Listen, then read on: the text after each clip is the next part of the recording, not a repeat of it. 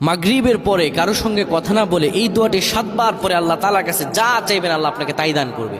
অভাবে আছেন, ঋণগ্রস্ত আছেন, মাথায় টেনশন, ঋণের বোঝা, বাড়িতে থাকতে পারতেছেন না, আল্লাহ সব আপনার পেরেশানি দূর করে দেবে ইনশাআল্লাহ। যদি আপনি আমলটি করতে পারেন, আমল মানুষের জীবন বদলিয়ে দেয়, আমল মানুষের জীবনকে পরিবর্তন করে দেয়। আল্লাহ তাআলা আপনার সব দোয়া কবুল করে নেবেন ইনশাআল্লাহ।